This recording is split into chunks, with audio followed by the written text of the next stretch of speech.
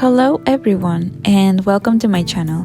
My name is Ale and I am a watercolor artist. So today I'm going to be doing what I love doing the most, a watercolor painting.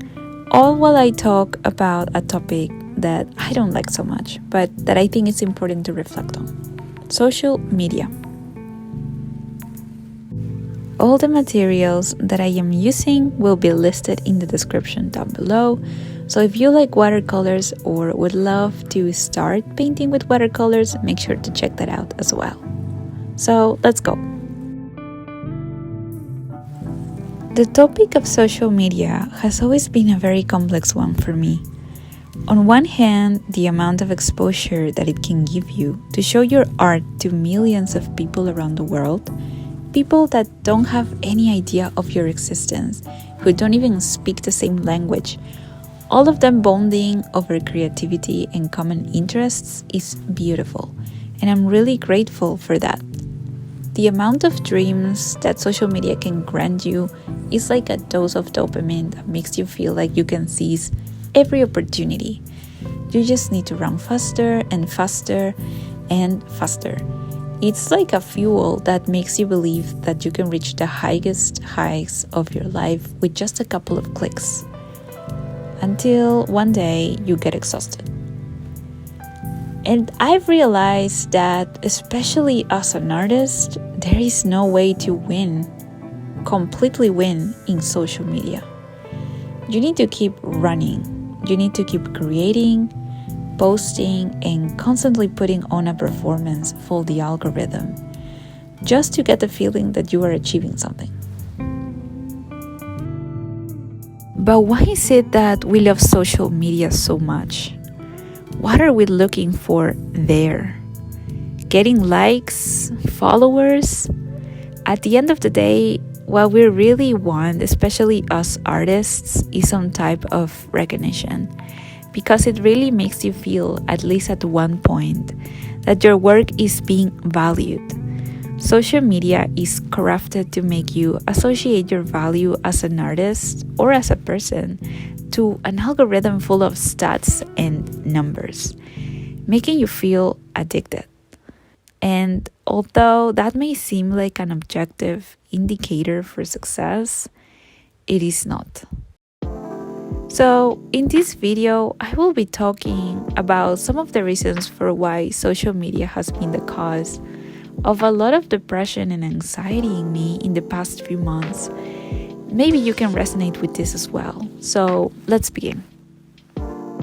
Trying to find the reasons for why I believe social media is toxic for artists, I've concluded that, for me at least, there are three main points that I really wanted to get across in this video.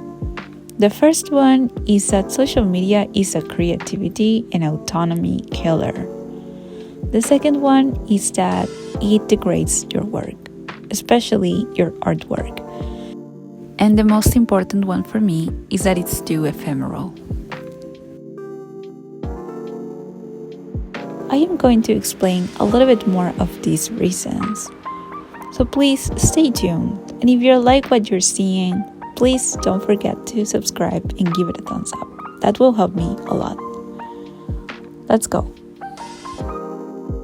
When you decide to play the social media game, suddenly you realize every single week you need to think about what you're going to post, just to keep that momentum going, just to keep up the engagement. It sells you a fantasy that maybe this time your work is going to get out there, and that may happen. But the pressure to keep up on trends and deadlines is so exhausting. I personally have found that in that process, it has killed my creativity and my autonomy as an artist. Seems like in everything that I do, I'm always subconsciously thinking, is this what people want to see? What do people expect from me? I posted this already. What is the latest trend? What are people doing right now? What new format do I have to follow in order to get my work out there? Videos, short videos no longer than 10 seconds, challenges, dances. It gets to a point where it can disconnect you from the real reason why you started making art. and make you forget that at the end of the day, art is a self-expression form. And self-expression cannot be conditioned, especially by trends and formats that may not necessarily translate well to every type of art form available. How are photographers doing reels if the solely base of their work is static photos? Do we all just have to feed and do whatever they're asking us to do in order to thrive? But now let's talk about what I mentioned at the beginning and how it can affect your own perception of your work. It makes you feel like when you post and you don't get enough likes, it means that whatever you're posting is simply not good. You start questioning the quality of your work that sometimes takes hours and even days to create. So much effort and yet such a little reward.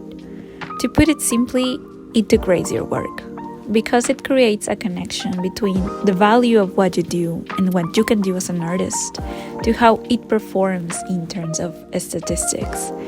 And I say that it's really toxic because it makes you feel gaslighted, which is so insane. How can it mess with my brain so much to make me think that what I do is not good enough? That must be why people are not seeing it, and that is why they are not liking it, and that is why they're not sharing it or commenting. One day you're in, and it really feels like you can achieve everything. The next day, the algorithm says nope, and then you think, I guess I wasn't that good. Why are we doing this? Why are we letting this digital world dictate what is good or not? Why am I letting this affect me so much? Personally, when I look at my art, I like it. I feel proud of myself because I've come a long way being a self-taught artist. My style has evolved, my technique has become better with the years. Yet why is this making me feel so shitty? Like it's just not there. And that because it's performing with those kind of numbers, with that kind of reach, means that it's not good. Why are we doing this? Like, why are we letting our brains make that connection? And now, the reason why I think social media is not necessarily good for artists is because it goes against the transcendental goal of art. Yes, art is meant to perdure in time, to remain in existence and last.